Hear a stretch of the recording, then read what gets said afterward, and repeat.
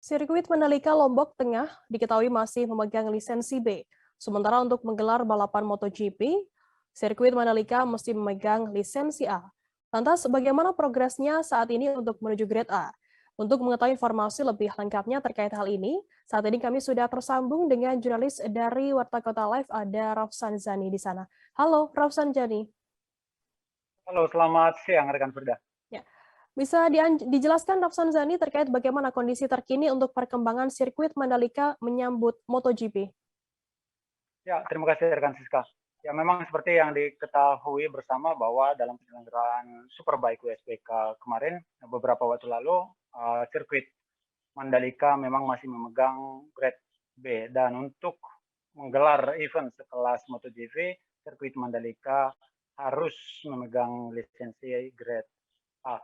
Dan tentunya pihak dari Mandalika Grand Prix Association juga sudah mendapat beberapa catatan apa-apa saja yang akan dibenahi untuk menyambut pergelaran MotoGP yang akan digelar pada Maret nanti. Dan catatan terpentingnya itu adalah bagaimana penambahan dari tire barrier yang itu merupakan ban-ban penghalang yang ada di lapisan paling luar yang kalau dari video pemirsa dapat melihat bagaimana tembok yang di depannya ada berwarna hitam itu adalah ban-ban barrier ataupun disebut dengan tire barrier. Kemudian ada juga yang namanya digi flag.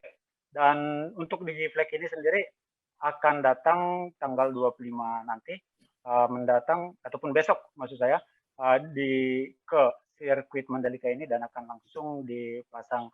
Dan untuk tire barrier sendiri yang pertama tadi memang masih membutuhkan sekitar 4.500 ban, tapi dari penyelenggaraan WSBK kemarin pihak dari Mandalika sudah memiliki 1.500 ban dan akan ditambah lagi sekitar 5.000 ban dan memang lebih dari 4.500 dan itulah untuk kesiapan-kesiapan untuk menyambut pergelaran MotoGP nanti dan juga hal-hal lain tentunya bagaimana di modular building juga dipersiapkan dengan baik dan semuanya akan direncanakan rampung sebelum Maret mendatang. Dan kami juga telah berbincang-bincang dengan Samsul Purba selaku Direktur Teknik dan Operasi Mandalika Grand Prix Association, di mana hal yang terpenting untuk mendapatkan lisensi Grade A memang sudah mereka peroleh dan juga Samsul juga kerap berhubungan dengan pihak dari Dorna juga memang bagaimana kesiapan-kesiapan yang telah mereka laksanakan saat ini, apakah sesuai dengan on the track atau tidak. Dan dua catatan awal tadi, yaitu tire barrier dan juga digi flag memang sudah dalam tahap tiba di sirkuit Mandalika dan akan langsung dipasangkan. Sementara itu, apa yang kemarin sempat ramai dibahas yaitu masalah drainase, itu juga telah diuji ataupun telah diperbaiki dan diuji dalam musim penghujan dan semuanya aman. Sementara untuk track di dalam sirkuit itu memang 100% sudah siap sepenuhnya.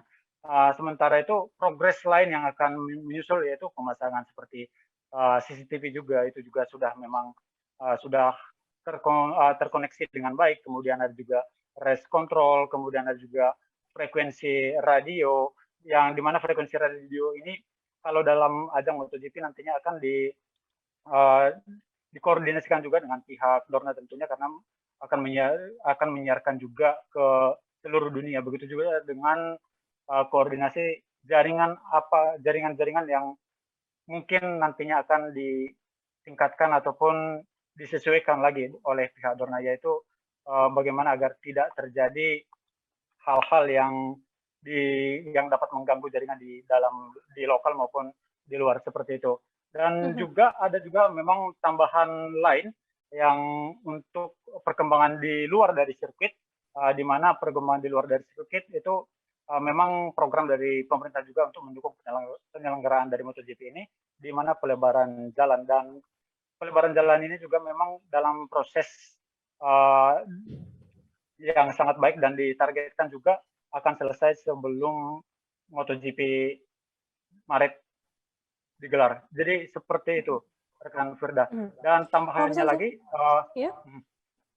lagi, untuk keselamatan pembalap nantinya, rekan Firda, mereka juga telah menyiapkan nanti akan ada CMO ataupun Chief Medical Officer, di mana di ajang balapan seperti MotoGP, di mana CMO inilah nanti yang akan menyusun plan bagaimana keselamatan para rider apabila terjadi kecelakaan, kemudian kemana di bawah. Ada 3 rumah sakit rujukan, yaitu Rumah Sakit Umum Pusat Daerah Mataram, kemudian Rumah Sakit Sanglah Bali, dan kemudian RSCM Jakarta. Dan juga tentunya akan ada ketersediaan dari tenaga medis, kemudian ada juga medical center, kemudian ada juga heli nanti yang akan disiapkan di area sirkuit. Seperti itu, rekan Firda.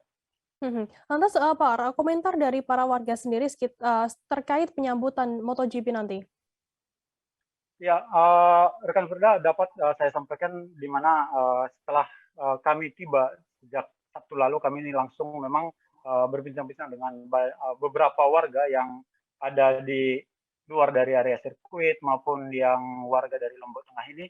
Mereka sangat menyambut sekali adanya sirkuit ataupun adanya penyelenggaraan event-event kelas dunia di sirkuit Mandalika ini seperti WSBK kemarin. Karena apa? Karena beberapa pedagang yang saya wawancara memang ada peningkatan yang sangat signifikan di penjualan hasil dagangan mereka. Begitu juga dengan konsumsi tentunya, di mana para pengunjung yang datang menghabiskan dana mereka untuk menginap maupun untuk berbelanja mencukupi kebutuhan mereka di Lombok Tengah bahkan sampai Mataram seperti itu. Dan juga menjadi ikon baru para pengunjung tak hanya dari Lombok Tengah, tetapi saya juga sempat berbincang-bincang dengan beberapa keluarga yang datang jauh-jauh dari Lombok Barat dan juga Bima, yang datang hanya untuk melihat sirkuit dan merasakan salah satu kebanggaan yang luar biasa, karena di Lombok Tengah ini ada sirkuit Mandalika yang luar biasa yang menjadi ikon dari Lombok juga nantinya, yang bisa menyelenggarakan event sekelas MotoGP. Seperti itu, rekan Firda. Baik, terima kasih rekan jurnalis dari Warta Kota Live, Rausan Zani, atas laporan Anda. Tribuners, tadi Rausan Zani juga sudah menghimpun keterangan dari Direktur Teknik dan Operasi MGPA, Samsul Purba. Berikut liputannya untuk Anda. MotoGP nih Pak, sejauh ini kan sebentar lagi nih kita sudah mendekati perhelatannya. Iya. Kalau progres ini kita bisa bagi 2 sebetulnya.